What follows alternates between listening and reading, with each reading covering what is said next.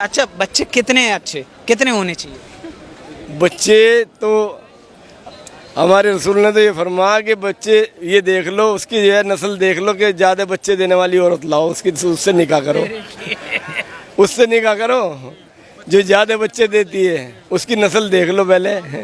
हाँ, जो आदिल चिश्ती ने अभी भगवान के ऊपर वीडियो बना के आपत्तिजनक टिप्पणी करी कि भगवान हनुमान के बारे में भी उन्होंने गलत बोला, गणेश जी के भी बारे में वीडियो जारी करके भी बोला, और इसके बाद सलमान चिश्ती ने भी बयान दिया था कि गर्दन लाओ मकान ले जाओ। इस तरह के भड़काऊ बयान देना, इस तरह का बयान मैंने ना सुना ना मैंने देखा। नहीं कानून उसमें मैंने बताया ना, कुदरत के इसमें कानून कोई नहीं है। जो मानने वाले कानून है वो मानने होंगे, जो नहीं मानने वाले वो माने नहीं जाएंगे, उससे क्या फायदा। नुपुर शर्मा के बारे में क्या कहेंगे? 10 अगस्त तक और सुप्रीम कोर्ट ने रोक लगा दी है। जो जितने भी देश में एफआईआर हुई थी, सुप्रीम कोर्ट ने 10 अगस्त तक रोक लगा दी है। नुपुर शर्मा ने जो भी किया है गलत कहा है। हम तो इस चीज़ को कहेंगे, इसको कार्रवाई करनी चाहिए गवर्नमेंट को, पुलिस को, गवर्नमेंट को, कोर्ट को कार्रवाई करनी चाहिए। वो जो सज़ा देना चाहे, हमारे क्या किसी के भी मज़हब को कुछ नहीं हुआ। अभी मैं आपसे वही बात कर रहे थे, किसी के भी मज़हब को गलत नहीं कहना सकते आप। हमारे धर्म गुरु हैं, हमारे धर्म गुरु के आप बारे में ऐसे कैसे कह सकते हैं? अगर हम आप किसी को कहें तो फिर आप हमारे पे चढ़ के आएँ तो कोई भी बर्दाश्त नहीं करेगा।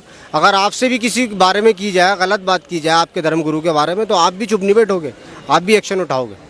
लेकिन डिबेट में तस्लीम रहमानी भी थे, उन्होंने शिवलिंग का भी मजाक उड़ाया था, शंकर भगवान पे भी आपत्तिजनक टिप्पणी करी थी, लेकिन उनके खिलाफ किसी मौलाना ने कोई फतवा नहीं निकाला, कोई कार्रवाई नहीं हुई। मैंने वो बयान नहीं सुने ना।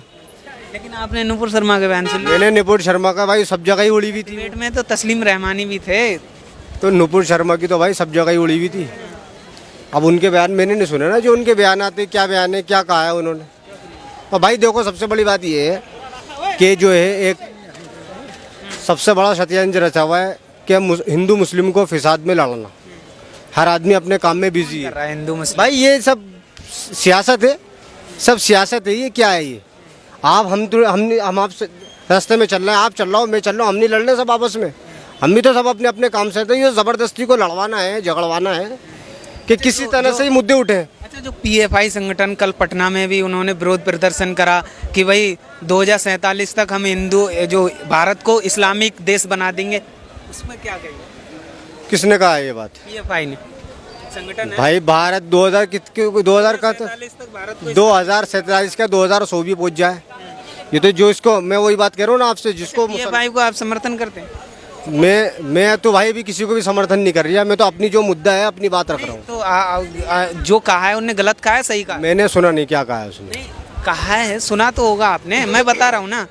पीएफआई ने 2047 तक भारत को इस्लामिक देश बनाने का जो प्लान था, वो कह रहे हैं कि 2047 तक हमारा प्लान था कि भारत को इस्लामिक देश बना देंगे। इस पर उन्होंने सही कहा है या गलत? इसको गलत मानते सही मानते? अब ये उन्होंने कहा है, उन्होंने क्या सोच के कहा है और क्या सोच के ना कहा है ये तो मुझे पता नहीं। बाकी जैसा चल लिया है वैसे ही चलता रहेगा। ये किसी को कोई रोक टोक थोड़ी है भाई। ये तो हिंदुस्तान है, हर मज़हब का आदमी है यहाँ पर। मुसलमान भी है, सिख भी है, ईसाई भी है, और कोई लड़ता नहीं है मजहबी। किसी को किसी से कोई आपत्ति नहीं है, लेकिन सब आपस के अंदर जो है, जो दुश्मनी अंदर खून भरे हुए बैठे हुए हैं, ये सब सियासत है, सब सियासत है और कुछ भी नहीं है। अच्छा, जनसंख्या के बारे में क्या कहेंगे? जनसंख्या क्या कहना बच्चे कितने अच्छे? ये तो जनसंख्या का तो आप जब भी ये सवाल होता है आप यही सवाल करते हो भाई। किसी के बच्चों पे कोई रोक टोक नहीं है, ना कोई रोक टोक कर सकता है। अच्छा, सरकार कानून लेके आती है, आप मानेंगे? सर, कानून में 2 ही बच्चों की इजाजत बच्चों को हो। रोकने का कानून का क्या मतलब है? बच्चों को रोकने का क्या मतलब है कानून का? ये कोई मतलब नहीं है। बच्चे को किसी की भी, ये तो भगवान की देन है, अल्लाह की देन है, कोई भी दे सकता है, कितने भी हो सकते हैं। अब आप किस को रोकोगे जाके? मुसलमानों में पॉपुलेशन बढ़ रही है, पॉपुलेशन बढ़ रही है, जो देश की समस्या पैदा कर तो रही है। बढ़ती रहेगी पॉपुलेशन तो कमी। कंट्रोल कैसे करेंगे? कंट्रोल होगी नहीं है। कंट्रोल कैसे होगी? है कंट्रोल तो ये तो चाचा क्या कंट्रोल तो वो करेगा जो बना रहा है, जो दे रहा है वही तो कंट्रोल करेगा। वो एक पल में बारिश भेज दे, इतनी बारिश भेज दे कि साफ कर दे पूरा का पूरा, बादल फट जाए, भूकंप आ जाए, सब खत्म कर देगा। बढ़ाने वाला भी वही है, घटाने वाला भी वही है। किसी के घटाने से ना घटने का, ना किसी के बढ़ाने से बढ़ने का कुछ। अच्छा, कानून आता है देश में, अगर सरकार लेके आती तो आप मानेंगे उसको? कानून तो आते रहते हैं, जाते रहते हैं, कोई मानता है कोई नहीं मानता, ये तो सब चलता रहता है। वैसे मानने वाले कानून मानने चाहिए, लेकिन कुदरत के उसमें दखल नहीं देना चाहिए। वो क्या कर रहे हैं बच्चे अच्छा बच्चे कितने अच्छे कितने होने चाहिए? बच्चे तो हमारे रसूल ने तो ये फरमाया कि बच्चे ये देख लो, उसकी जो है नस्ल देख लो कि ज़्यादा बच्चे देने वाली औरत लाओ, उससे निकाह करो, उससे निकाह करो जो ज़्यादा बच्चे देती है, उसकी नस्ल देख लो पहले। हाँ, तो उससे कुछ नहीं होता है। जो देता है वही पालता है, वही खिलाता है, वही सब कुछ करता है। बाजे बाजे के दो बच्चे हैं, एक बच्चा है उसको खाने को भी नहीं मिलता, पीने को भी नहीं मिलता, परेशान है। बाजे बाजे के 10 बच्चे हैं, 15 बच्चे हैं, वो ऐश ले रहे हैं, मौज ले रहे हैं। कौन दे रहा है? बताओ कौन दे रहा है? अच्छा, जिस तरह से रोजगार नहीं है लोगों के पास, बेरोजगारी, कहते हैं कि काम नहीं है, काम धंधा नहीं है, तो जनसंख्या भी तो एक समस्या है। ज्यादा जनसंख्या होगी लोगों के पास, काम कम होगा ना। मैं बताया ना, कैसे कंट्रोल कैसे? जनसंख्या तो कंट्रोल वही करेगा ना, हमारे बस की नहीं कंट्रोल करनी। इंदिरा ने चाहा था, वो खत्म हो गया मामला, वो नहीं रही। और क्या चाहा?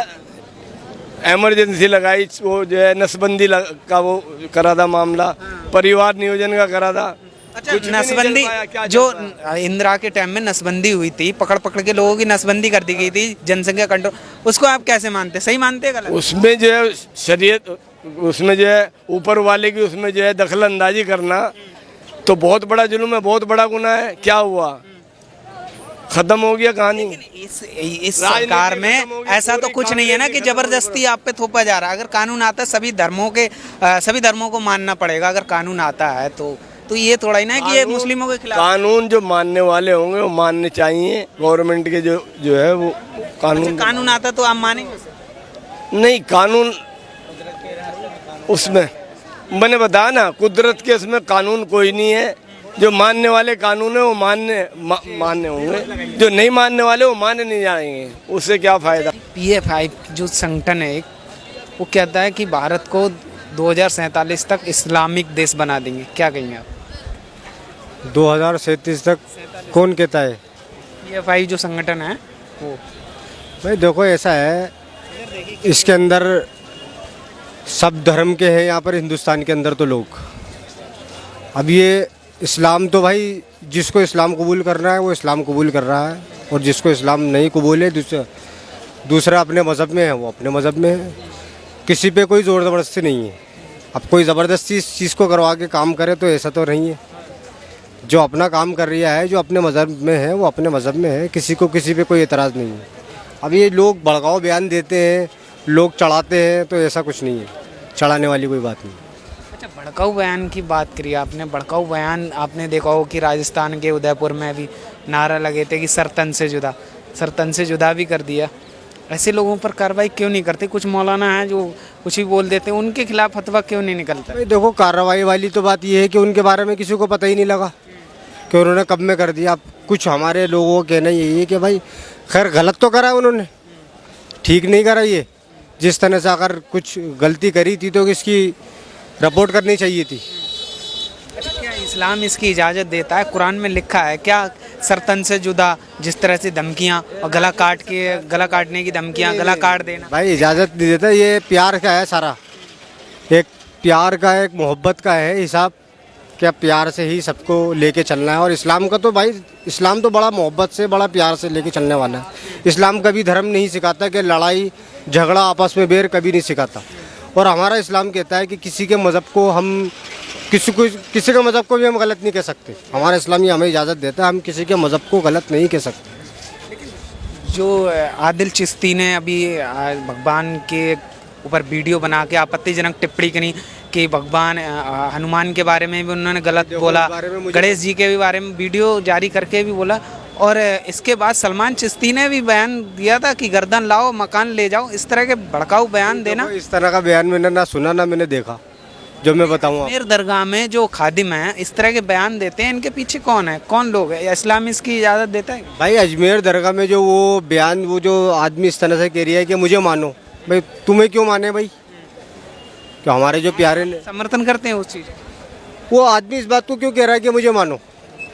हमें तो अपने इस्लाम को मानना है ना, अपने नबी को मानना है। हमें जो हमारे नबी ये बात बोल के गए हैं, हमें उस चीज़ को मानना है। दूसरे को क्यों मानना है हमें? वो आदमी कह रहा है कि जी मुझे पूजो मुझे मानो, तो ऐसा तो नहीं हो सकता। समझ रहा हो आप बात? ये तो आप उनके बयान का समर्थन करते हैं? भाई देखो, मैंने उनका बयान वैसे सुना नहीं है। जो चीज़ मैंने देखी नहीं, सुनी नहीं, पढ़ी नहीं, तो मैं इस बारे में कैसे बता दूँ आप, ये है बात।